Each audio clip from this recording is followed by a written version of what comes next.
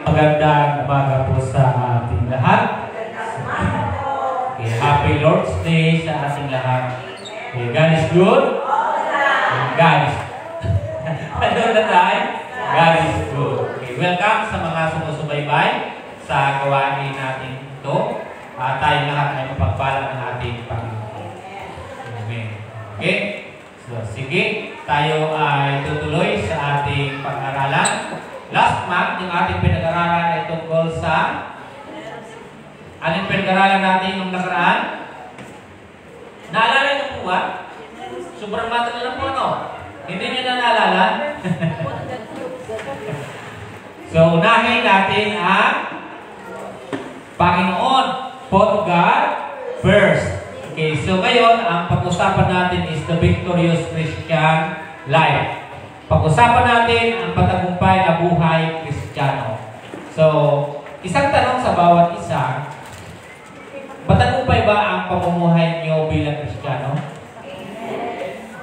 So, paano ba natin masasabi na tayo ay tagumpay sa ating buhay Kristiyano?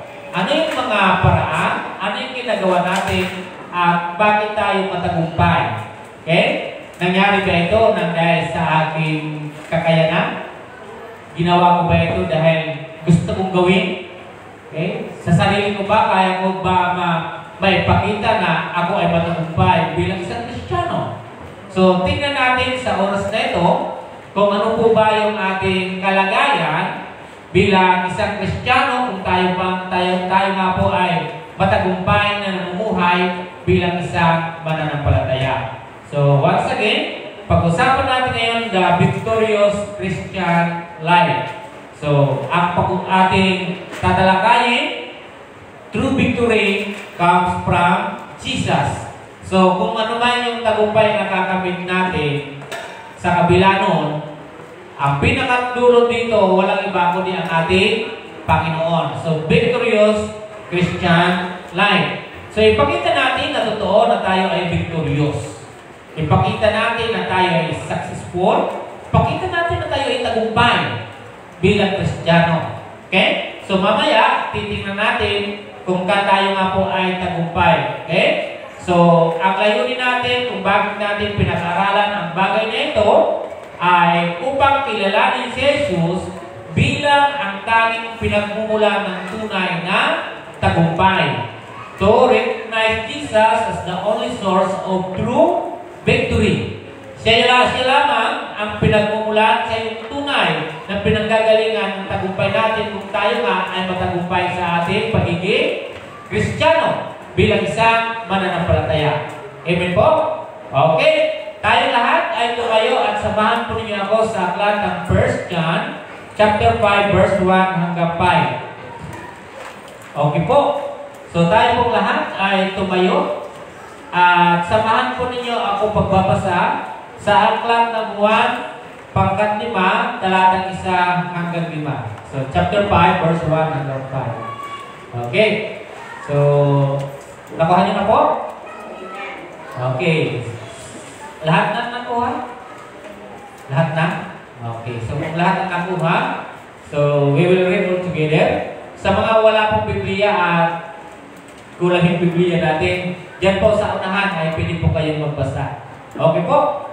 So, verse 1, everyone who believes that Jesus is the Messiah has been born of God. And everyone who loves the parent also loves his child. This is how we know that we love God's children when we love God and obey His commands. For this is what love for God is, to keep His commands. Now His commands are not burden. So because whatever has been born of God conquers the world, this is the victory that has conquered the world, our faith. 5, the last verse. And who is the one who conquers the world but the one who believes that Jesus is the Son of God? Tayo po ay manalangin. O Diyos, na makapangyarihan sa lahat, kami po, O Diyos, ay narito. Lord God, na yung aming pinag-aralan ngayong Panginoon God about victorious Christian life, naway, O Diyos, ay aming makita sa buhay namin ito, Panginoon. Lord God, sa aming pagpapatuloy ng aming pagiging Kristiyano ay naway lagi nyo kaming samahan at yung direksyon namin, Lord God, ay lagi nyo ituwid, Panginoon. Panginoon, salamat sa mga aral na ito, Panginoon, na naway Diyos, magbigay ito ng karagdagang kaalaman sa bawat isa. Sa tayong pangalan ni Jesus, ang lahat ay magsabi na, Amen. Amen. Okay, tayo pong lahat ay magkakaupo na. So sabi ko sa inyo kanina na the true victory comes from Jesus. So, ang tunay na tagumpay ay nanggagaling o nagmumula sa ating Panginoon. Tama po. Sabihin natin, araw-araw lagi tayo nagpapagal, lahat ginagawa natin para tayo magtagumpay. Pero alam niyo mga kapatid, kahit anong gawin nung natin, lahat ng ginagawa natin, ang nagpapasya lagi ay ang ating Panginoon. Kung magtatagumpay kayo o hindi. Okay? Sabi nito sa ating binasa, inaaring mga anak ng Diyos ang sumasampalataya si Jesus ang Misaya. So, si Jesus ang Misaya na tinatawag na hira ng Diyos. Okay? Sabi diyan, at sino mang umiibig sa Ama ay umiibig din sa mga anak. Ito ang palatandaang iniibig natin ang mga anak ng Diyos kapag iniibig natin ang Diyos at tinutupad ang kanyang mga utos. Sapagkat ang tunay na umiibig sa Diyos ay ang tumutupad sa kanyang mga utos at hindi naman mahirap sundin ang kanyang mga utos. Sapagkat napagtatagumpayan ng bawat anak ng Diyos ang sanlibutan at nagtatagumpay tayo sa pamamagitan ng pananampalataya. Sino ang makapagtatagumpay laban sa sanlibutan? Ang sumasampalatayang si Jesus ang anak ng Diyos.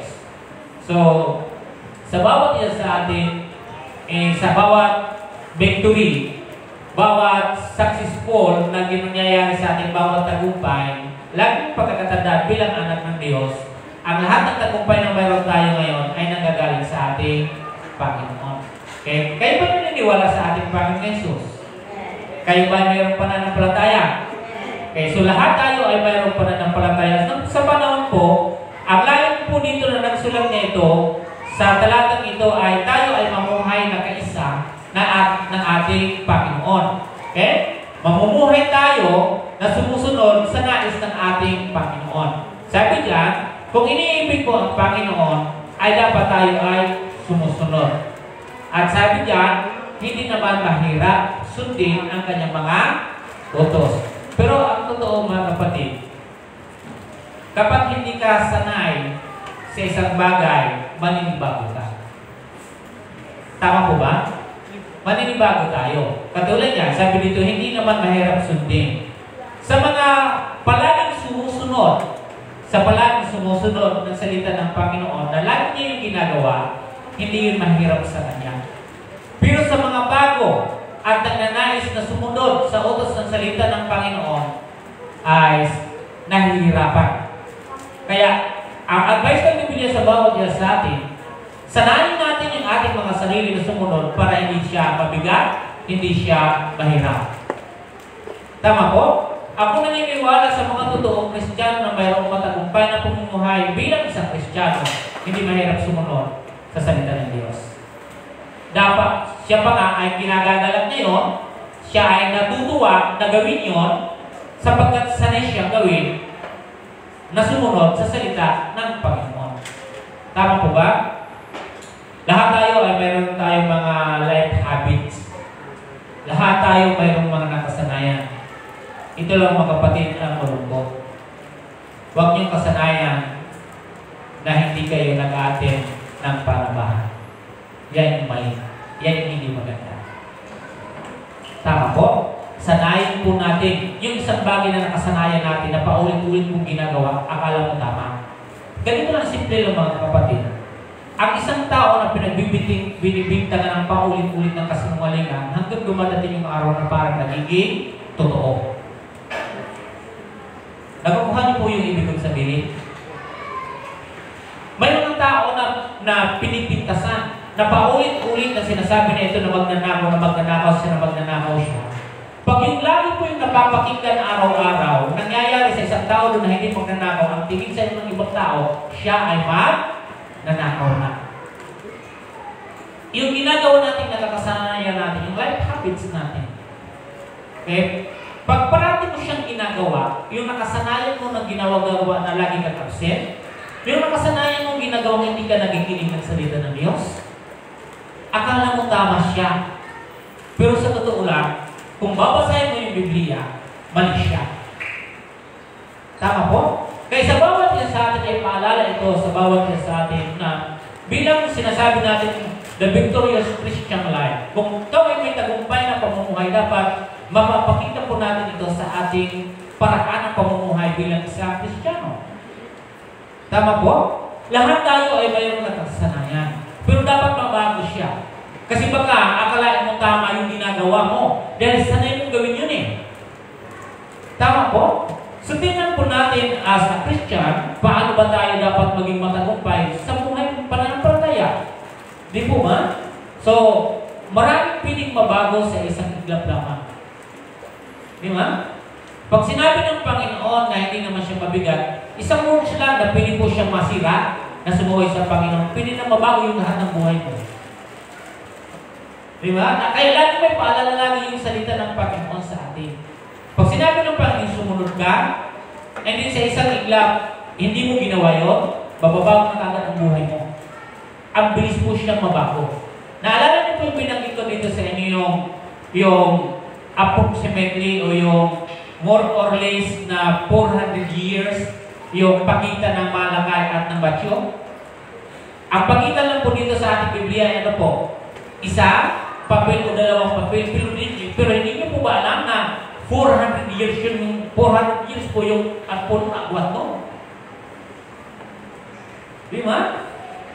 So, ibig sabihin, sa buhay natin, pag sinabi ng Panginoon, kung mahal mo siya, ay kinakailangan sumusunod ka sa Kanya, pero sa oras, sa isang salita lang, ganito lang kapatid, yung hindi, marami na po yung mababago sa iyo. Pag sinabing hindi ka susunod, yung hindi na yan, ilang litra lang po yun na hindi. 5. Sa 5 litra na sinabi mong hindi ka susunod, ang laki ng mababago, kabawasan sa buhay mo sa Panginoon. 5 words lang po yan. Ay 5 liters lang po siya. Pero ang bilis po mabago ang buhay mo. Tama po? Ang Panginoon dito sa mundong ito, ating natalagay dito, mahirap magtagumpay sa mundong ibabaw na ito kung hindi mo kasama ang Panginoon.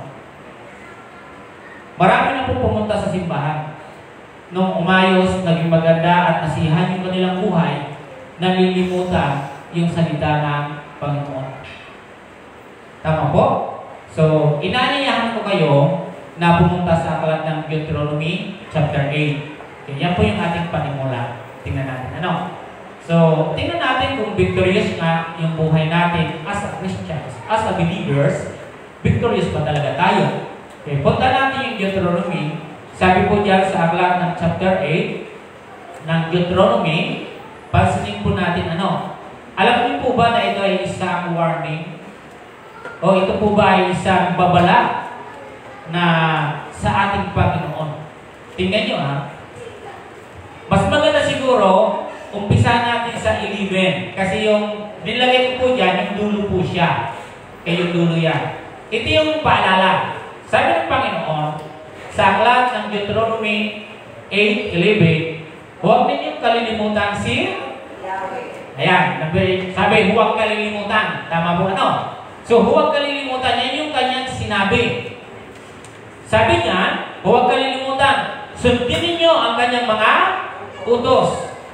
Kung kayo'y namumuhay na ng sagana, nakatira na sa magagandang tahanan, at marami ng alaga na hayop, at marami ng natipong pilang at ito, huwag kayong magmamataas.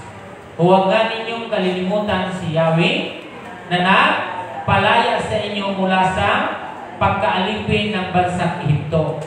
Siya ang pumatnubay sa inyo sa inyong paglalakbay sa malawak at nakatatakot na ilang na puno na makamandag na mga ahas at alakdan. Nang wala kayong mainom, nagpabukal siya ng tubig mula sa iyong sa malaking bato. Kayo'y pinakain niya roon ng mana, isang pagkain din ninyo kilala. Pinaranas niya kayo sa sa hirap para kayo subukin at turuang magpakumbaba. Ang lahat ng iyon ay ikakabuti ninyo. Kaya huwag ninyong isasaloob na ang kayamanan ninyo bunga ng sarili, lakas at kakayahan. Alalahanin ninyo, siya ang nagbigay sa inyo ng lakas upang manganagana kayo at ito'y bilang pagtupad niya sa kanyang pangako sa inyong mga ninuno. Tama po ba, no? So, ito lang yung paalala sa atin ng Panginoon. As a believers, naway nagtatagumpay tayo. Ang matagumpay na pamumuhay ng isang Kristiyano ay marunong siya umibig at sumunod sa ating Panginoon. Hindi niya nakakaligtaan kung ano yung sinabi ng Panginoon. Alam niyo mga kapatid, malungkot man sa totoo lang, ito yung katotohanan sa buhay ng lahat. At hindi ko ako pippiling pigilin na hindi isiwala ang isang bagay na yun yung katotohanan sapagkat yun yung totoo. Nung panahon, pinakikita lang dito ng Panginoon na siya yung tumulong sa atin. Nung siya yung panahon na kayo ay nangailangan. Nung panahon na kayo ay lumapit sa akin. Sabi, huwag niyong kalilimutan si Yahweh sa panahon kung kayo ay sagana na. Kung kayo ay marami ng hayop, kung kayo ay marami ng pila, kung kayo ay marami ng ginto. Tama po ba? Binigay ng Panginoon is to honor Him. Tama po? Pero tingnan niyo po yung nangyayari sa panahon natin ngayon kung paano inaago ng mundo yung buhay natin. Na dapat na ito ay naglilingkod sa Panginoon. Tama po ba? So sabi dito, huwag niyo akong kalilimutan kung nakatira na kayo sa magagara ninyo, tahanan. Ang iba, dahil sa magagara na yung tahanan, dahil sa sobrang lamig at ganda ng kanilang tahanan, hindi nila naalala na ngayon ay linggo. Di ba? Sa sobrang blessing na binigay ng Panginoon sa bawat isa, hindi nila kayang ma-handle ng maayos, kaya wala siya dito. Ang sabi ng Panginoon, ang sabi ng Biblia, huwag niyo akong kalilimutan. Sa isang iglap lang mga kapatid, piling mabago yung buhay ng tao. Yung huwag at yung hindi, ang bilis kong piling kong mabago yung buhay ng tao. Pero ito yung tandaan natin. Yung binasa ko po sa inyo kanina, 17-18, kanino nanggagaling yung lakas? Kanino nagagaling? Sabi dito sa talata mga kapatid, kung paano niya pinagbalakang, kung paano ka binigyan ng Panginoon lahat ng bagay na yan, madali mo rin siyang iiwan eh. Pero isipin mo rin, yung dulo ng ating binasa, na pinirin pong baliktarin ng Panginoon yung lahat ng bagay, dahil sa ginawa mo, baka tanggalin yung lakas mo. Hindi nyo ba alam yung ating kayamanan at pagtatagumpay natin ang gagaling sa lakas natin? At saan ang galing yung lakas? Basahin ko po Sabi dito, kaya huwag ninyong isa sa loob na ang kayamanan ninyo ay bunga ng sarili, lakas at kakayahan. Pag wala ka pong lakas, imposible na yumaman ka. Tama po? Kapag nagkasakit ka nga lang, kahit masakit at sobrang masakit, di ka na makagalaw ng maayos. At ito yung pinapaalala lang ng Panginoon. Na sa lahat ng ginagawa natin dito sa mundong ibabaw na ito, na kahit anong gawin po natin, ang huwag po ninyong kalilimutan ang Diyos. Ang huwag niyong kalilimutan ay si Yahweh. Pero ngayon, pag dumadating po kasi yung alok ng mundo, hindi natin naiiwasan. Sadyang pinipili natin yung bagay na katulad nito. Pero sabi ng Panginoon, tandaan ninyo, ang lakas ninyo ay hindi nyo sarili. Galing ito sa Panginoon. Marami po akong nakita marami na kahit kayo, mga tao na kung saan, okay na yung buhay. Yung Sister Alberta, may patutunan ko yan dito eh.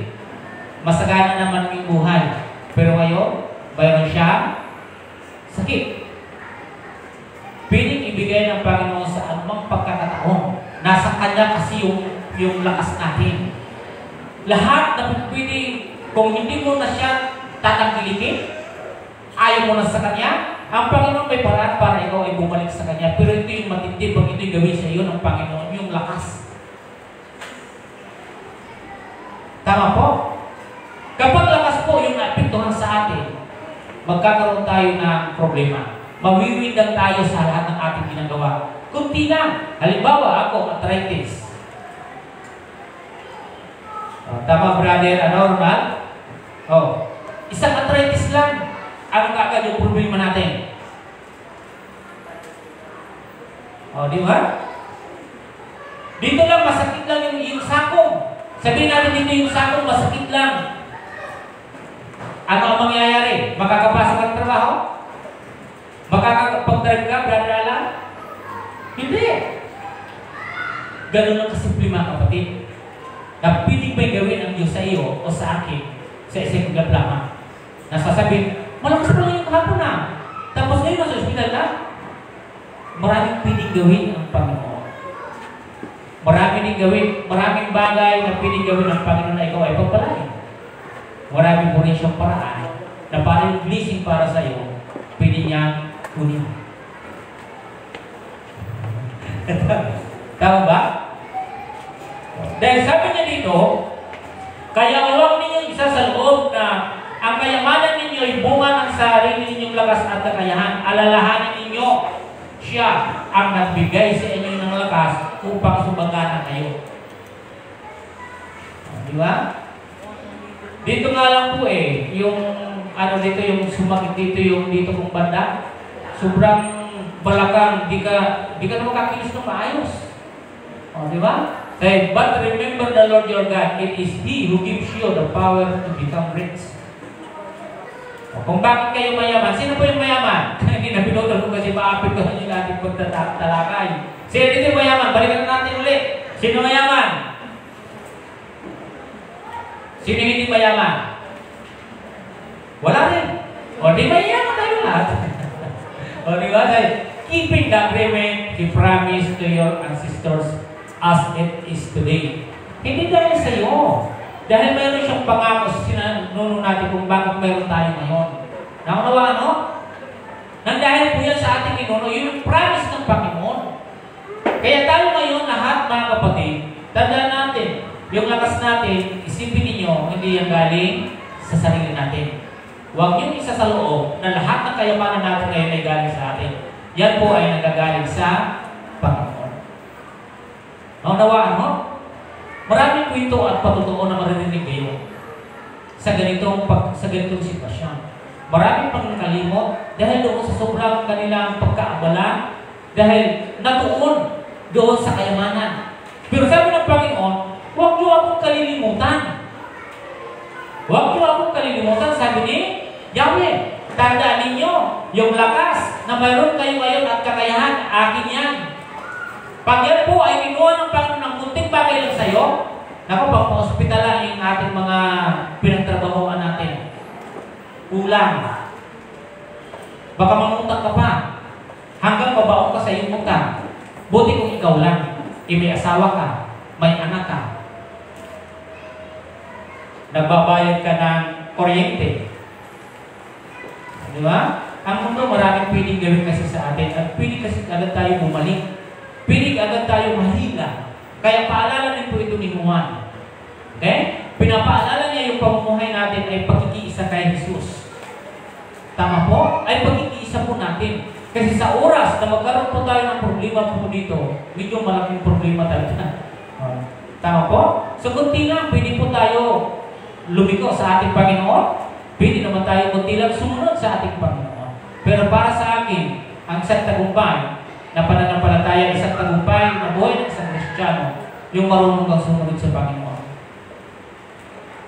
Tama po? Sabi ko nung nakaraang linggo, ang daming nagsasabi, may Diyos sila. Pero konti lang ang narinig yung sinabi ko nung nakaraang linggo, na maraming nagsasabi na mayroong pananampalataya. Marami nagsasabing may Kristo sa puso. Pero mga kapatid, kukunti lang ang sumusunod. Tama po ba? So punta na tayo sa ating pag-aralan mga kapatid. At tatlong bagay. Number 1. Bago dyan, how to live victoriously in Christ. Paano mamuhay ng matagumpay kay Kristo? First, your foundations. Ano yung foundation natin mga kapatid? Number 1, our victorious faith in Jesus. Tandaan, ang ating matagumpay na pananampalataya kay Jesus. Tatanungin ko sa iyo ngayon mga kapatid, mayroon ba tayong pananampalataya? Kung gusto mo magkaroon ng tagumpay na buhay sa Kristiyano, dapat matagumpay ang pananampalataya mo. Pero yung pananampalataya mo ngayon, naaandap-andap, hindi mo masasabi kung ikaw ay matagumpay na Kristiyano. Dahil ang matagumpay ng Kristiyano, andun po yung matagumpay ka sa pananampalataya. Believe. Diba yung believe in Jesus. He is the Son of God. Dapat mayroon kang matagumpay na pananampalataya na pinangahawakan sa oras na ito. Tama po? Dapat pinananatili natin yung ating pananampalataya. Andyan dapat siya. At doon mo masasabi na ikaw ay victorious Christian.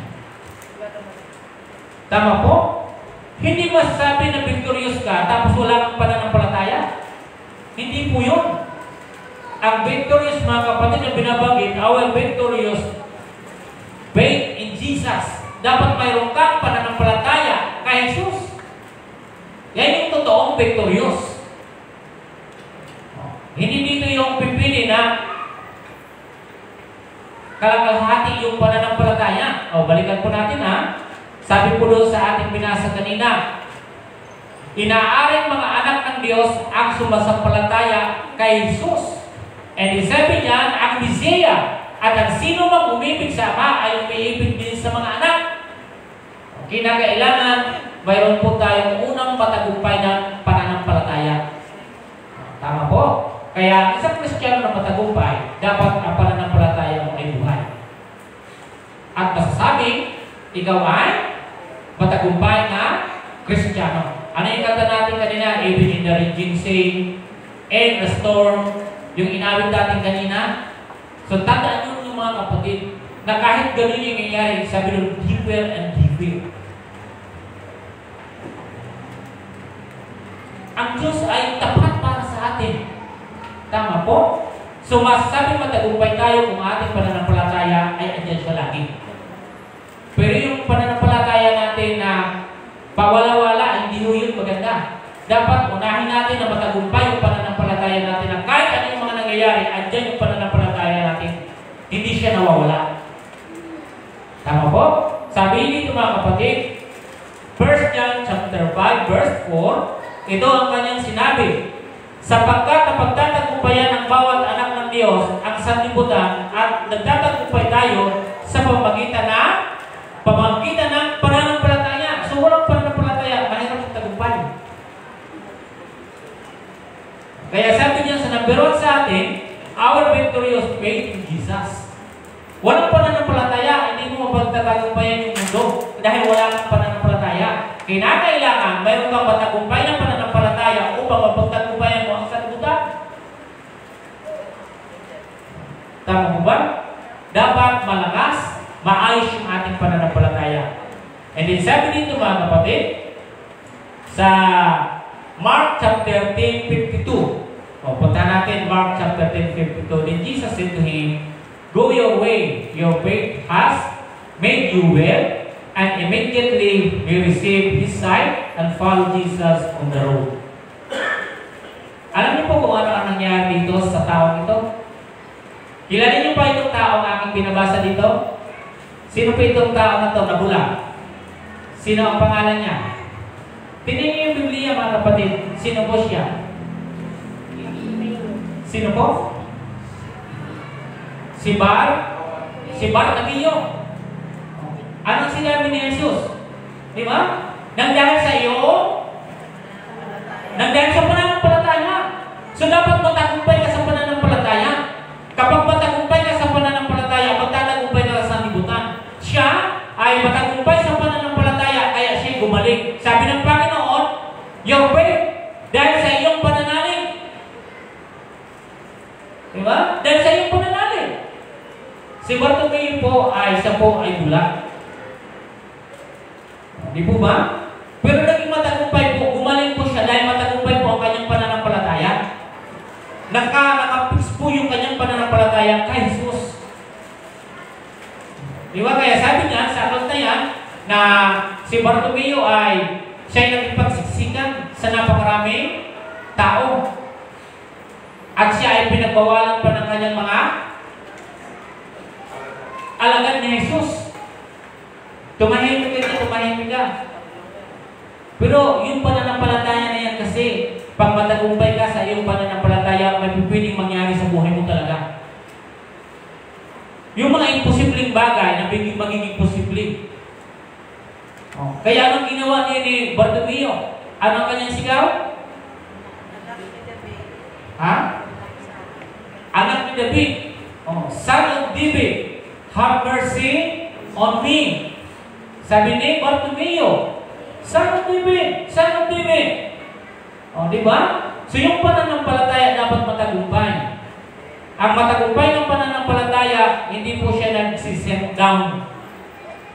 Di ba? Hindi dapat nagsisit down. Dapat lagi siyang mataas ang antas ng iyong pananampalataya. Tama po ba? Hindi dapat siya bumabagsak. Tingnan niyo po, anong sinabi ni Jesus kay Bartimeo? Ano yung ibig mong mangyari sa iyo? Anong sabi ni Bartimeo? Ha? Anong sabi po? Nais ko po makakita. Sabi ng Panginoon, ito na sabi ng Panginoon, nang dahil sa iyo, pananalig. Dapat lahat tayo, mayroon tayong matagumpay. Ito yung pundasyon po natin para sa Panginoon. Dapat ikaw ay nanampalataya. Amen? Okay. Sabi niya sa isang talata na ating babasahin ulit, 2 Timothy chapter 4:7. Sabi niya, I have put the good fight, I have finished the race, I have kept the faith. Sabi niya ni Apostol Paulo kay Timothy. Ang sabi niya mga kapatid sa talata na yan, this reflects the idea of persevering faith which is form of victory. Tama po? So, mapapansin po natin dito si Pablo na pinakita niya dito na kinakailangan ng ating pananampalataya ay mayroon siyang tagumpay ng pananampalataya. Kaya pinapakita dito sa talata na ito po mga kapatid ang sinasabi niya sa talatang ito ay sumasalamin sa ideya ng pagpupursige sa pananampalataya na isang anyo ng tagumpay. Yung ginawa ni Pablo, bago si Bartimeo, ganyan yung kanyang ginawa. Okay? So, sabi niya, we need working faith and living faith. So, kailangan natin ng gumaganang pananampalataya at buhay na pananampalataya. Marami na yung Kristyano nagsasabing may pananampalataya pero hindi gumagana. Hindi buhay. Diba? Sabi niya, we need working faith and living faith. Dapat gumagana siya, dapat buhay siya. Anin mo ang isang sasakyan kung nakalagay lang dyan lagi sa gilid? Anong kailangan ng sasakyan? Gasolina. Para tumakbo. Di ba? Nagsasabi ka ngayon may pananampalataya ka. Dapat gumagana yan. Dapat buhay siya. At doon natin masasabi na yun ay matagumpay na pananampalataya. Dapat gumagana. Dapat yan ay buhay. Buhay dapat yung pananampalataya mo, gumagana siya. O kaya, anong sinabi po ng Panginoong Hesus kay Bartimeo? Nang dahil sa iyo, pananalig. Dapat buhay. Ang daming Kristiyano ngayon hindi gumagana yung pananampalataya para sa sakyanan siya. Nakatingga. Parang isang gamit nandyan lang na parang hindi napapakinabangan. Kasi hindi gumagana. Hindi buhay. Tama po? Kailangan po natin mga kapatid sa buhay natin ngayon para masabi natin na ang ating pamumuhay Kristiyano is victorious. Kaya kailangan matagumpay yung pananampalataya mo. Hanggang ngayon, andyan yung pananampalataya mo. Hindi siya nawawala. Tama po? At masasabi mo ngayon, matagumpay ako sa aking pagiging Kristyano sapagkat ang pananampalataya ko ay naririto. Na kahit ngayong linggo na dapat mayroon akong sisingilin, andito ako sa simbahan, nag-work ang iyong pananampalataya. Gumagana ang iyong pananampalataya. Na kahit walang bantay doon sa bahay ninyo, andun din kayo lahat ng pamilya mo sapagkat yun yung pananampalataya, gumagana, buhay siya. Diba? Na kahit ikaw may trabaho ngayon, pero pinili mo pumunta dito sapagkat gumagana, buhay ang iyong pananampalataya. Kaya matagumpay ang iyong pananampalataya. Maraming Kristiyano ngayon hindi matagumpay ang pananampalataya. Tama po ba?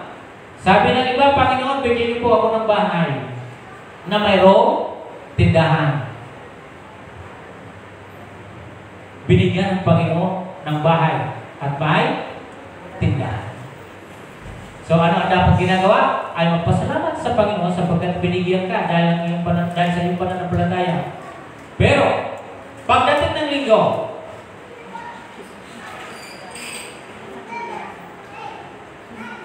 pagdating ng linggo, ano na yung kanyang minamalasakitan? Yung linggo o yung tindahan?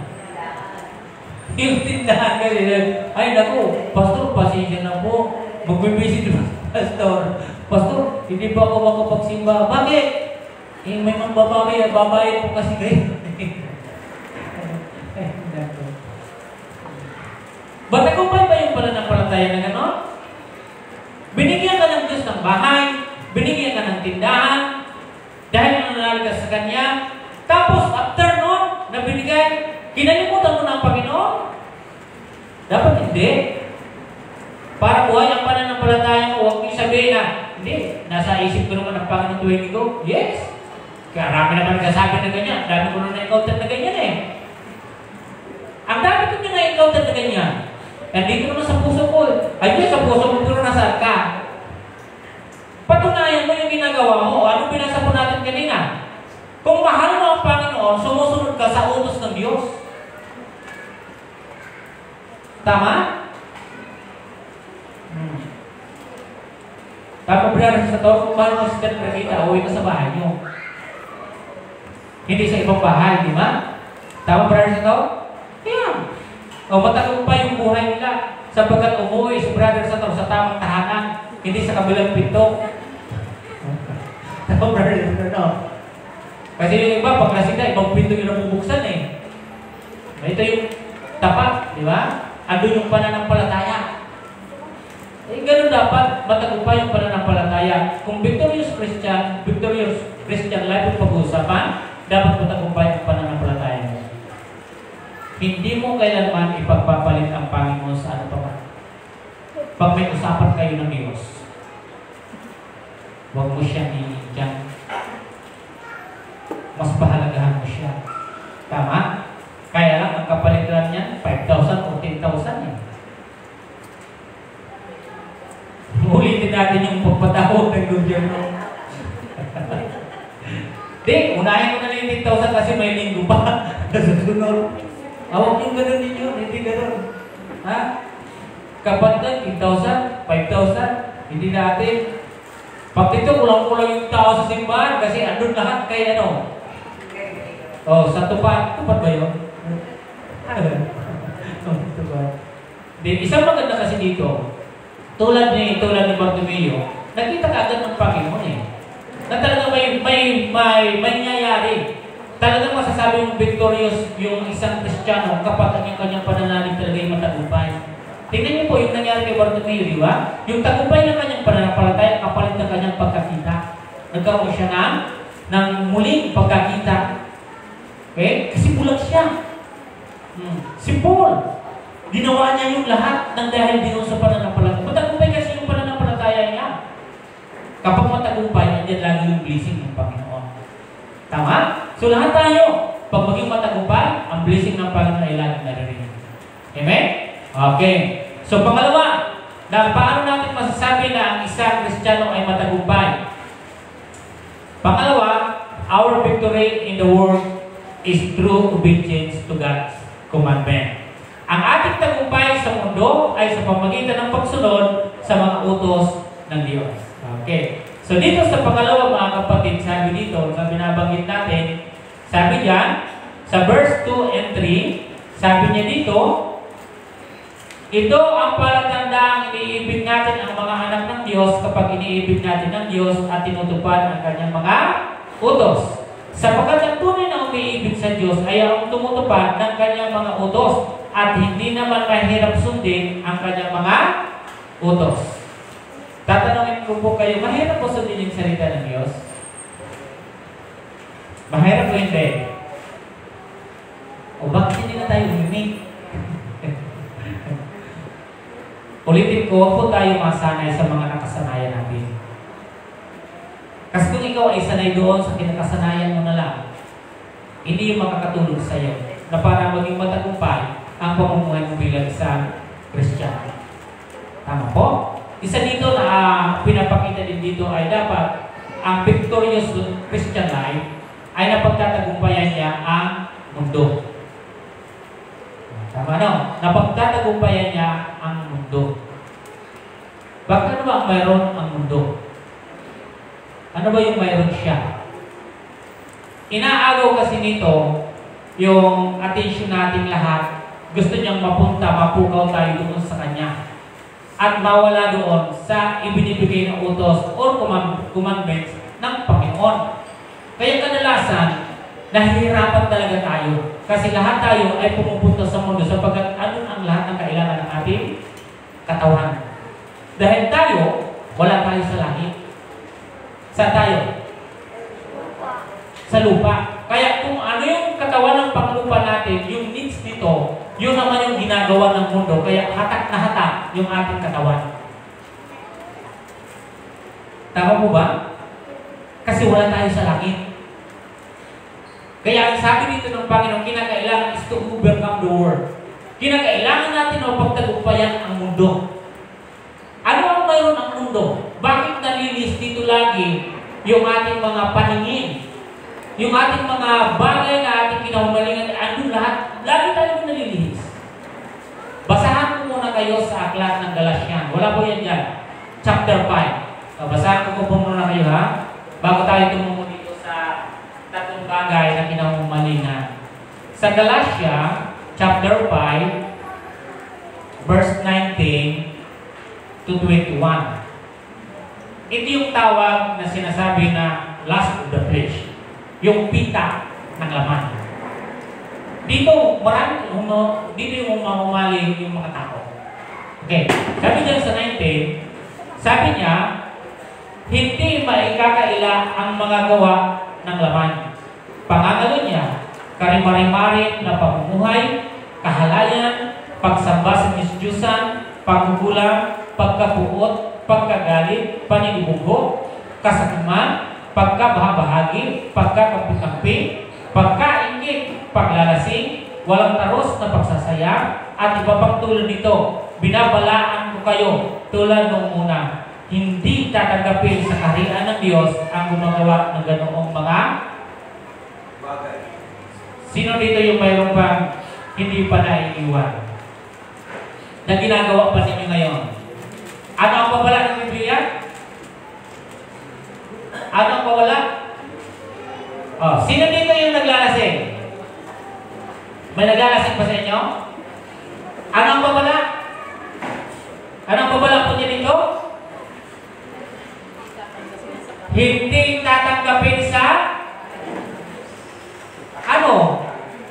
Gusto mong makiinuman si Jesus? Ano? Magdala ka doon ng tanduay? Magdala ka doon ng ano yung remorse? O magdala ka doon ng baka magaling, baka si Jesus, sabi ko baka mataas yung pagtingin natin, black label na lang yung bilhin natin.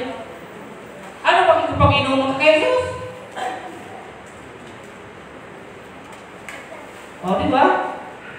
Ano ba yung mga sikat na alam ngayon? Ay, ito na lang kasi pasalubong kay Jesus. Papasalubong kayo. Eh, sabi ng Biblia, hindi ka doon tatanggapin sa kanya, hindi ka doon kasya. Ayaw ng Panginoon na manginginom. Kaya walang Kristiyano pupunta doon na manginginom. Oh, tama ba? Gusto niyo pasahan kayo ng manginginom? Minsan kasi ako noon, sikat na sikat ako pag umiinom eh. Akala ko ang taas ng pagkatao ko, pero ang babo mo pala. Oh, ito mga binabakit ko, may wala dyan ha. Gusto niyo, isabi ko sa inyo? Oh, punta ko po sa Kawikaan. Oh, sa Kawikaan ha, sabihin ko po sa inyo. Kung hindi ko mabasa, sa susunod ko na lang basahin. Kung hindi ko makuha, ano? 20, verse 1 ng Kawikaan. Sige, pakilakas nyo kung basahin niya ako yung magbabasa. Akala nyo, nagsisinungaling ako. Ito nagsisinungaling. Sa Kawikaan, chapter 20, verse 1. Pwede po ba? 1, 2, 3, go!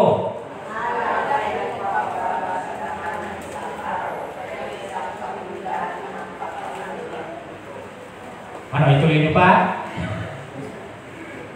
Ituloy nyo pa yung pag-inom? Ha? Akala nyo, nakalalaki ka, ano? Akala mo, ang taas-taas ng tingin sa'yo, ano? Hindi nyo ba alam yan yung nagpapababa? At kaululan sa atin yan yung nagpapakalasin? O, ulitin nyo pa. Para kayo naman. Huwag nyo nang ulitin. Nagpapababa lang yan. Hindi yan nagpapakita ng magandang lalaki, Brother Hermes. Oh, di ba, brother Michael? Hindi yan nagpapakita ng magandang lalaki. O, isipin nyo, paglasing ka na, dura ka lang ng dura, ihig ka ng ihig din sa kilid. O, di ba? Ito pa, nag-iinuman kayo, di nyo alam. Ako, sanay ako nito noon. Yung kutsara na kinumatsara ng kaibigan mo, isusubo niya sa kanya, Kukuha ka rin, susubo mo rin. Ikot ng ikot. Hindi lang doon, yung baso, na inuman ninyo, iisa lang. Iinuman ninyo, paano kung mayroong upo, o siyempre yung kasama mo, di iinumin mo rin. O titiisin mo.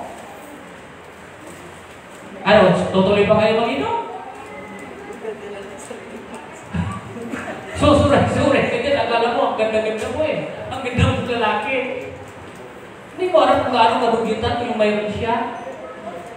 Iihi ka kung saan-saan. Akala mo yung iniihan mo ay ganda-ganda, hindi naman. Ha? Di ba? Tapos akala mo, straight ka kung maglakad, maya-maya, nadulas ka, hulog ka doon sa kanal. Ano sinasabi? Ay, professional mo yan. Professional na manginginom. Pwede mo pinagtatawanan ka lang kung ng mga bata pagtatawanan ka saan. Oh. Gusto mo pagtawanan ka? Oh, di ba? Kaya sabi ko sa Biblia, ano sinabi po? Oh, ang anak ay nagpapababa sa dangal ng isang tao. Kaya isang kaululan ang nagpapakalulong dito. Huwag kayong magpakalulong. Eh sabihin, Pastor, yung magpakalulong lang eh. Magpakalulong o hindi talaga yung nagpapakita ng magandang kanal. Kaya hindi, ano lang, tagay-tagay lang eh. Ano tagay-tagay? Tagay puno? Puno na. Hindi maganda yun, sa totoo lang. Ito yung mga alok ng mundo eh. Ito yung pita ng laman. O kaya hanggat hindi nyo mapagtagumpayan yan ng mundo na yan, hindi mo masasabi yung victorious Christian life. Tama, Brother Mane? Oh. Hindi mo masasabi na mayroon kang victorious Christian life kung gano'n yung ginagawa mo. Huwag niyong alokin kailanman si Jesus ng maiinom. Ay sabi niyo, binababalaan mo kayo. Di kita tatanggapin, sisipahin kita. O hulog ka. Andiyan ka pa lang sa kapanginurunan, hulog ka na. Hindi ka rin magkakasya kasi walang inuman doon. Ang doon sa langit ay kantahan. O, pagsamba para sa Panginoon. At totoo yun. O, tuloy natin mga kapatid. Ano, okay na kayo? Okay na? Kaya kayo, kung mag-iinom kayo, nako, isipin niyo muna yung kutsara sa pulutan. Kasi kung yung mayroong hipa, yung kasama niyong kaibigan yung may hipa, o di ba? Isipin niyo, pupulutan, kakainin, katabi mo, alam mo mayroong hipa. Wala pang magawa, isa lang eh. Alam mo na, nilain yung lutan doon. Tsarahin mo rin dito lahat. Ang sarap pa ng kain mo. O pag-uwi mo, pagpacheck up mo, di ba hipa ka rin? O kaya kayo, iingat na kayo. Baka nakakuha ng tiktik yung iba naman nakikinig ha? Bibi, ano lang ako ng sarili kong baso. May sarili kang kutsara. May sarili ka na ng pulutan. Parang nabigyan ko pa kayo dito ng parang nabigyan ko pa kayo dito ng hindi ako paano inom. Oo, di ba? Papag-iiya ako, magdala mo ng plastic. Hindi sa totoo ito mga kapatid. Alam mo nung nasa sunod kami mo? Sa GEs. Di ba may GEs pa ngayon? Bawal po kasi bawal po yung inumin. Ang ginagawa namin yung plastic o di kaya doon sa akala na yung mga lagayan pero inumin natin yung mga nakalagay. Hindi halata. Nilalagay po namin. Akala nila yung sudlaman ano lang siya, inumin mismo pero yung ay alak. Kaya bakit ko yung binabanggit siya? Hindi man ako magsasabi dito sa inyo kung hindi ko man ito naranasan. Ranas na ranas ko po yan. O kaya, hindi ko po yung mga ginagawa ninyo na sabi niyo, ay naku, nakalimutan ko. Hindi pa ako nakalimutan habang ininom ako. Hindi po, paglasing na lasing. Hindi naman nakakalimot. Naalala ko pa kayo. Hindi naman ako makakapag-istorya sa inyo. Kaya yung nagsasabi ng mga, nakainom po ako, kaya hindi ko nakalimutan. Hindi. Kasi ako manginginom din ako. Kaya huwag kayong magsisinungaling. Ang totoo, ang mga nagiinom, alam pa niya yung ginagawa niya. Di nabulgar na tuloy kayo ngayon. Alam mga nanonood. Di ba totoo? Nagsasabi lang ngayon ng gano'n para lang makaligtas kayo sa ginawa niya. Totoo, alam mo pa rin eh. Di ba? Tama sa ito na? No. Okay. So dito mga kapatid, balikan na natin. Sabi nito, our victory in the world has true obedience to God's commandment. Okay? Ang ating tagumpay sa mundo ay sa pamagitan ng pagsunod sa mga utos ng Diyos. Sabi niya dito sa 1 John 2:16-17. Basahin natin. For all that is in the world, the lust of the flesh, the lust of the eyes, and the pride of life is not of the body, but is of the world. And the world is passing away, and the lust of it, but who does the will of God abides forever. Tatlong bagay yung nabanggit po dito. Diba? Ang victorious Christian life, dapat na pagtatagumpayan po natin ang mundo. Tama po ba? May tatlong bagay po dyan na nabanggit. Ang sabi niya, ang tatlo, ano yung tatlo?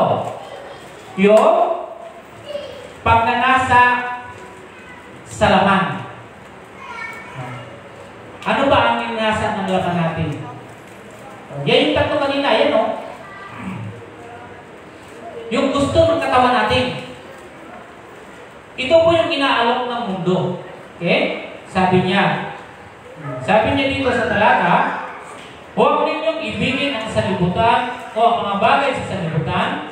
Ang umiibig sa salibutan ay hindi umiibig sa Ama. Sapagkat ang lahat na nasa salibutan ang nakapagpupukaw sa masamang pita ng laman. Yung binasa ko kanina ng pita ng laman. And then sabi dito, sa talata, ang mga natutokso sa paningin at ang karangyaan sa buhay ay hindi nagmumula sa Ama kundi sa sanlibutan. Lahat yung ginagawa natin, balikan ko, ang katawan kasi natin, wala tayo sa langit. At dito po tayo sa lupa.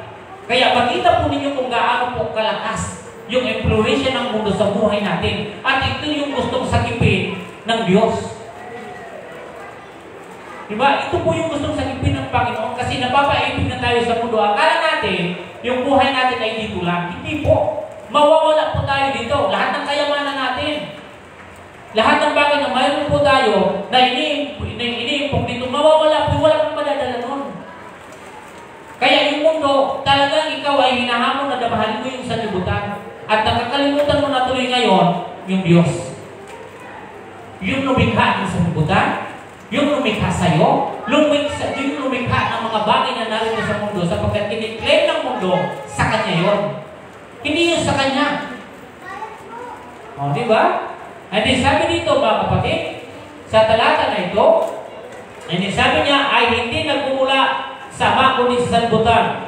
Mapaparang ang sanlibutan at lahat ng kinahuhumalingan nito, ngunit ang sumusunod sa kalooban ng Diyos, mabubuhay magpakailanman. So maliwanag po sa Biblia na dapat tayo ay napagtatagumpayan po natin yung ating, napagtatagumpayan natin yung mundo. Yung binanggit ko sa inyo kanina, yung una, yung pagnanasa ng laman, pagnanasa ng mata. Ito, madali tayo. Pag may nakikita tayo, di ba? So, yung pagnanasa ng mata natin, ano yung mga makukutita, maningning sa paningin natin, ay pupunta ako doon sa lugar na yun, pupunta ako kung saan ang ganito. Yun yung ating laging inuuna. Yung pangangailangan ng ating katawan para mapasaya natin. O, di ba? Yung mga nakikita natin, mga kaibigan natin na kung paano po sila naglalakad. Ito yung sabi ko sa inyo kanina, na binanggit doon sa 1 John. Mahirap ba sundin yung salita ng Diyos? Sabi niyo, hindi naman mahirap. Pero ito mga kapatid, yung dapat natin ayusin. Diba? Kung paano natin hindi maakit yung laman, yung mata natin, yung pride of life, yung pride natin. Diba? So lahat tayo, kinakailangan maging maayos ito. Tama po? So yung pagmamataas sa buhay, pagmamataas sa pag-uugali. Sa Tagalog mga kapatid, dito sa talata na ito, na binanggit ko dito mga kapatid, nasa na?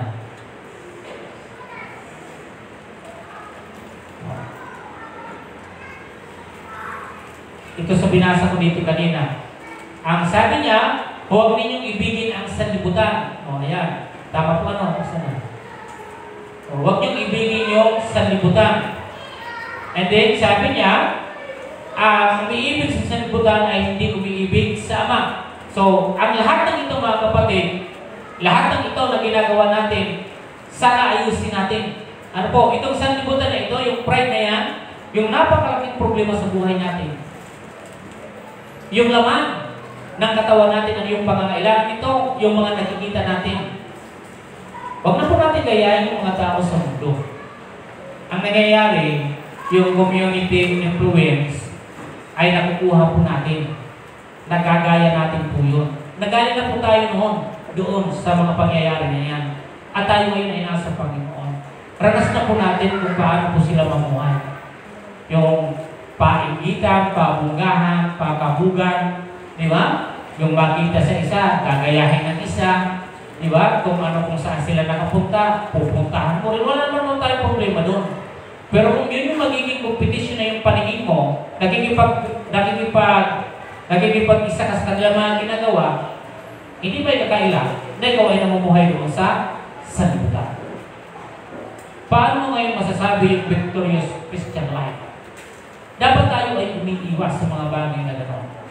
Diba? Ano yung mga ginagawa? Napakarami. Yung pagnanasa ng ating paningin, yung ating mga mata, yung mga nakikita natin. Yung pagnanasa ng ating laman. Diba? Yung pagmamataas sa buhay. Na hindi ka magpapatalo. Diba? Hindi ka magpapatalo. Dapat ikaw lang yung angat. At kung hindi ka mangat, dapat papatayan ko yung angat niya. Makikipag-angatan ka. Galing yung panawagan ng mundo. At lahat ng ito nabagin ko dito, ay hindi po ito nanggagaling sa Panginoon, kundi nanggagaling sa sanlibutan. Tama po? Dapat tayo ngayon magkaroon ng victorious Christian life. Magkaroon tayo ng matagumpay na pamumuhay bilang isang Kristiyano. Huwag tayo yung kung ano may gawain ng mundo, andun tayo, bawat activities nila, andun ka para gawin ang isang bagay. Hindi ko ganun, mag-iba tayo. Kaya mag-iba tayo ng ating paningin, ng ating pananaw sa buhay. Amen? Okay. So, yan po yung tatlong bagay na dapat po natin iwasan. Ano po? So, dapat mapagtagumpayan po natin. Mula ngayon, Brother Hermes, yung pagnanasa ng mata. Ano yung pagnanasa ng mata natin? Ano yung mga nakikita natin? Na gusto ko yun, gusto ko rin yun, gusto ko rin ito, gusto ko rin yung ganito.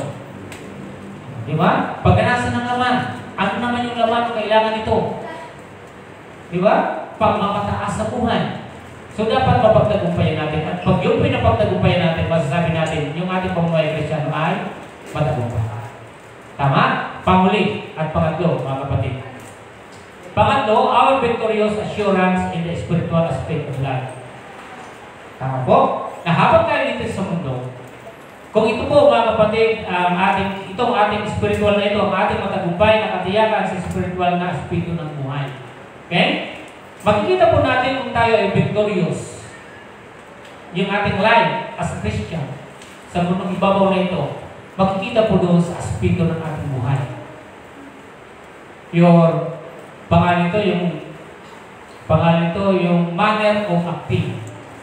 Okay, yung manner of acting or posture, or di kaya yung binabanggit po natin na yung asta.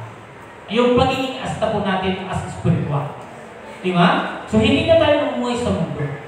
Okay? So, mayroon tayong manner of acting as a believers, iba'y kakaiba tayo. Kaya makikita natin po doon yung ginagawa niya. Paano tayo umasta? Di ba? Para natin maintindihan yung posture natin. Okay? Yung tindig natin bilang isang Kristiyano. Paano ba tayo umasta? Asta makasalimutan o asta namumuhay sa salita ng Diyos?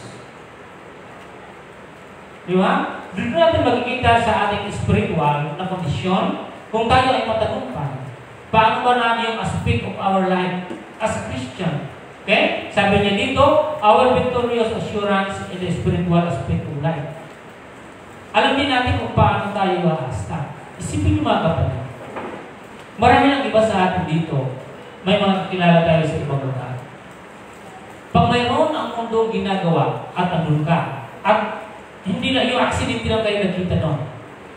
Katapos makita yung activities ng sinibutan, andun ka at may ginagawa ka, at makita ka noon. Ano ba itong aking kapatid nito? Bakit ganito yung asta niya? Christian siya, patapos ganito yung kanyang asta? Mga mundo. Hindi yung matatawag na victorious Christian life. Hindi po. Kasi umaasta ka kung ano mayroon doon sa mundo. Dapat mayroon siyang kaibahan. Tama po? Ito yung tinutukoy lang po, tinutukoy pa rin yung Juan. Yung pagkikisa sa pamumuhay natin kay Jesus. Mag-isa anak ng Diyos. Yung bawat asta natin, yung pag-ugali natin, dapat maging maayos siya. Kasi iba po yung spiritual, iba yung makasalimutan. Magkaiba na po yun. Tama po? Kaya sabi dito mga kapatid, sa talata na ating binanggit, sabi dito sa verse 4 and 5, for whatever is born of God overcomes the world. Diba? And then sabi niya, and this is the victory that has overcome the world, our faith. Who overcome the world? But he who believes that Jesus is the Son of God. Kung isa ka, naniniwala kay Jesus, isa ka makapagtatagumpay ka sa sanlibutan. Kasi hindi mo na yung gagawin. Kasi kilala mo na si Jesus. Alam niyo yung binhi? Diba? Yung binhi na naririyan sa'yo. Yan yung magsasabi sa'yo na huwag kang gagawa niyan.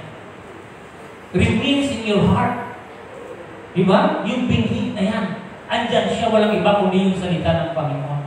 Kaya sa buhay natin, makikita din dito sa ating binasa yung victorious Christian life. Makikita sa atin doon sa ating spiritual na aspito. Kung paano tayo umaasta as a Christian. Kaya iba na po siya mag-aaral, iba na po yung kanyang isip, ibang-iba na po siya doon. Hindi na po siya wild. Ha? Hindi na po siya doon, wala na po siya doon, hindi na ganun yung kanyang ginagawa. Kaya sabi niya dito, mga kapatid, a believers by virtue of their faith overcome the world, providing an ongoing spiritual victory. Diba? Sabi niya, ang mananampalataya sa pamamagitan ng kanilang pananampalataya ay nagtagumpay sa mundo na nagbibigay ng patuloy ng spiritual na tagumpay. Amen, no? So, ito yung isang bagay na dapat natin ayusin, mga kapatid.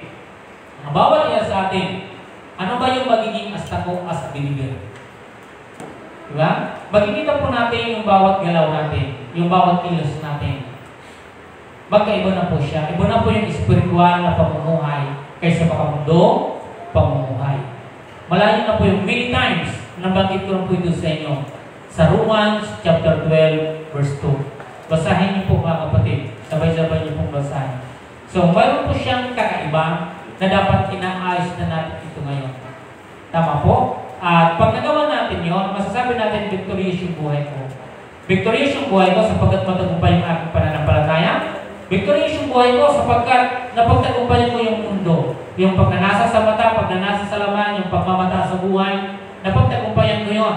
And then ngayon, yung spiritual na aspito ng ating pamumuhay, ay iba na yung galaw nito at kilos nito. Iba na yung asta.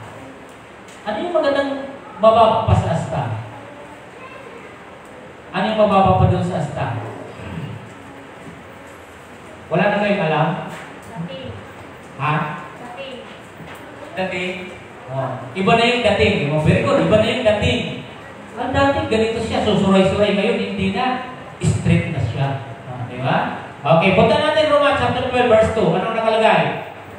Huwag na kayong umayon sa takbo ng mundong ito, bagkus mag-iba na kayo ng takbo ng isipan upang mabatid ninyo ang kalooban ng Diyos kung ano ang mabuti, kalugod-lugod at karapat-dapat sa Kanya. Okay? Yan yun mga kapatid. Hindi mo kailangan sumang-ayon kung ano yung ginagawa ng mundo. Kasi pag ikaw ay sumasang-ayon doon sa pattern, hindi mo mag-consider ng iyong sarili na victorious Christian life. Kung ano kasi yung agos, yun ka din. Yung agos dapat, hindi ka na dapat, kung ano yung agos ng mundo, pasanungat ka na doon. Kasi iba ka na yun. Ikaw ngayon ay namumuhay, isang Kristiyano na matagumpay. Okay? Huwag kang sasabay sa agos. Ang dami pa ngayon. Di ba? Marami nagsasabi ngayong victorious, pero yung agos ng mundo, andun siya. Di ba? Kung ano yung bukang bibig ng mundo, gano'n yung ginagawa. Isipin niyo, pupunta ka doon pa, tapos gano'n yung gagawin mo, sisigaw ka na kung ano yung kanyang pinasasabi, susundin mo. Di ba?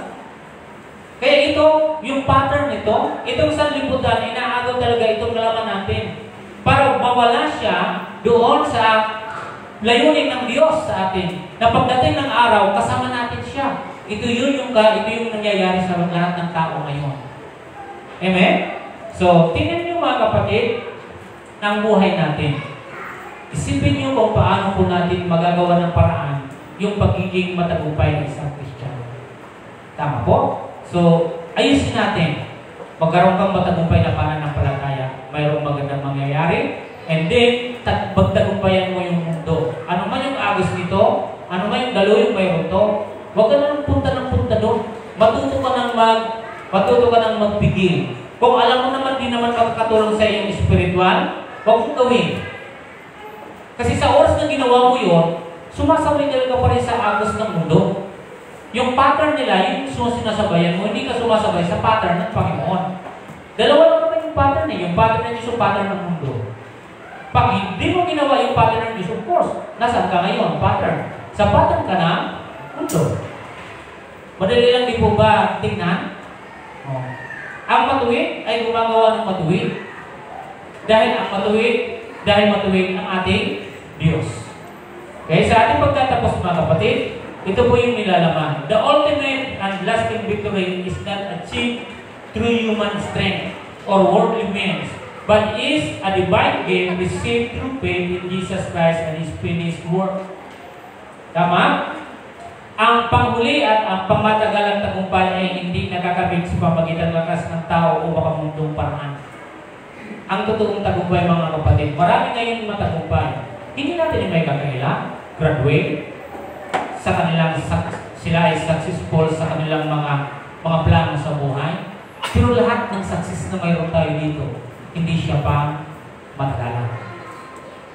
Kung paano po mawawala yung lahat ng bagay dito, even yung success mo dito sa sanlibutan, yung binibigay nilang medalya. Yung bawat medalyon na binibigay ng sanlibutan sa iyo. Kasi yung magpapakita sa iyo ng malaki kung ano yung karangalan, yung naabot mo. Pero hanggang doon lang po siya. Lugi ka kung hindi mo ngayon nakilala ang Panginoon. Kasi mundo yung mabibigay sa iyo at iangat ka niyan. Kaya tumataas tayo di ba? Yung mga mata natin, yung laman natin, yung pride natin. Kasi pride mo yun gumagawa yung mundo para tingalain ka. Di ba? Pero lagi kong babanggitin sa inyo, lahat ng yan, kung paano po mawawala yung lahat dito, maging tagumpay mo, mawawala yan sapagkat hindi yung pangmatagalan. Pero hindi ko ibig sabihin na huwag kang gagawa. Gumawa ka. Pero huwag mong babasyan na dun lamang yun. Bagos, sabi dito, ang panghuli at pangmatagalang tagumpay ay hindi nakakamit sa pamamagitan ng lakas ng tao o makamundong paraan. Ngunit ito ay isang banal na kaloob na natanggap sa pamamagitan ng pananampalataya kay Jesucristo at sa Kanya natapos ng gawain. Ang Kanya natapos ng gawain yung victory, yung namatay po siya sa cross. Tama po? Victory po yun. So dapat tayo ay victory din tayo. Yung ating life, dapat ay victory din dapat siya. Tama po? Kaya dito yung bawat tagumpay, praise God, sapagkat mayroon kayong mga natatanggap, o student kayo, ano pa man, o maraming middle man kayo, ano pa man yan, lahat na niya hindi yung pagmatagalan. Tama po? Ang pinakamaganda, gumawa tayo ng paraan kung paano mabibigyan natin din ang Panginoon ng karangalan. At pagdating ng araw, pag ikaw ay nabigay sa Kanya, bibigyan ka rin ng karangalan ng Panginoon. Tama po? At ulitin ko, hindi ko ibig sabihin huwag kayo magsumikap. Magsumikap kayo. Paraan nyo yan na gawin nyo ang akin lang, huwag nyo iwawala sa buhay ninyo ang Panginoon. Tulad ng binasa natin sa Deuteronomy, huwag nyo kalilimutan ang Panginoon. Na habang nagtatagumpay kayo, kinakailangan doon kayo sa Panginoon. Huwag na huwag kayong sasabay sa agos ng sanlibutan. Okay. 1 John, sabi dyan, 1 John chapter 3, 7 hanggang 10. Panghuli na po ito. 1 John chapter 3, 7 hanggang 10. Mga anak, huwag kayong padaya kaninuman. Ang sino bang gumagawa ng matuwid ay matuwid katulad ni Kristo. Tama? Then sabi dyan, ang nagpapatuloy sa pagkakasala ay kampon ng dyablo, sapagkat sa simula pa ay gumagawa ng kasalanan ang dyablo at naparito ang anak ng Diyos upang wasakin ang mga gawa ng dyablo. Okay? Ang tinanggap ng Diyos bilang anak niya ay hindi nagpapatuloy sa pagkakasala, sapagkat siya ay may bagong buhay na galing sa Diyos. At yamang ang Diyos, ang Ama ninyo, hindi siya maaaring magpatuloy sa pagkakasala. Dito, makikilala kung sino ang anak ng Diyos at kung sino ang anak ng dyablo. Ang sino man hindi gumagawa ng matuwid at hindi umiibig sa kanyang kapatid ay hindi anak ng Diyos. Amen po? So, ang matagumpay na isang mananampalataya, siya ay hindi nagpapatuloy sa pagkasala. Dahil siya ay matuwid, gumagawa siya ng matuwid sapagkat matuwid ang kanyang Panginoon. Kaya gumagawa ka ng matuwid. So once again, tingnan niyo po yung victorious Christian life, yung buhay natin. Matagumpay ba talaga ako? Yung mga nabanggit ko dyan, pwede niyo po yung gawin sukatan. Pwede niyo po yung pag-uwi nyo ng bahay, dilidilihin ninyo. Ay baka, hindi pa ako. Dapat ayusin at tanggalin ko to. Tingnan niyo po yung tatlong bagay na yan. Dapat matagumpay ka sa pananampalataya, matagumpay ka sa mundo na hindi ka dyan, hindi ka yung sumasabay sa agos. Then tingnan niyo yung spiritual, yung asta ng buhay natin. Gaya pa ba ng dati? O bago na ito sa ngayon sa biyaya ng ating Panginoon. At ang Kristiyano, kailanman, hindi na siya nagpapatuloy sa pagkakasala at ikaw ay masasabing victorious Christian. Tayo ay manalangin. Panginoon, maraming pong salamat sa oras na ito. Lord God, salamat sa pagkakanangarin ninyo sa aming Panginoon. Magtagumpay yung buhay namin pananampalataya, Panginoon. Lahat kami. Ang araw na ito, Diyos, ay para sa amin lahat. Lord God, tulungan yung kami, sanayin namin yung sarili namin sa matuwid na paggawa. Tulungan niyo kami na marunong kami magpigil. Katulad ng isa sa sakyan na mayroon kong preno. Tulungan niyo kami sa pagpreno namin mag-isip. Tulungan niyo kami, Panginoon, sa lahat ng ginagawa namin, bawat alok ng mundong ito. Yung pita ng laman, pita ng mata, pagmamataas sa buhay. Tulungan niyo kami, Panginoon. Gabayan niyo kami, O Diyos. Gusto namin na magkaroon ng mga tagumpay na pamumuhay bilang isang Kristiyano, Panginoon. Maraming pong salamat. At muli, salamat sa paalala ninyo sa amin na ang lakas namin, ano mang mayroon kami ngayon, hindi namin ito sarili. Sarili niyo ito, Panginoon. Kung gaano kadali niyo kaming pagpalain, ganun din, Panginoon, pag kami ay lalabag sa iyo. Yung ganun din kadali pawinin ito. Kaya tulungan niyo kami, Panginoon, na kung kami man ay sumagana, umunlad at malakas at masasaya, huwag na huwag namin kayo makalimutan. Lord, salamat. Ito ay matinding ng babala kung paman at hanggang ngayon, na maging aras sa amin ang mga bagay na ito, Diyos. Huwag na huwag kami makalilimot sa iyo. Pinupuri ka namin sa tayong pangalan ni Jesus ang lahat ay sabi namin. Amen. Maraming salamat.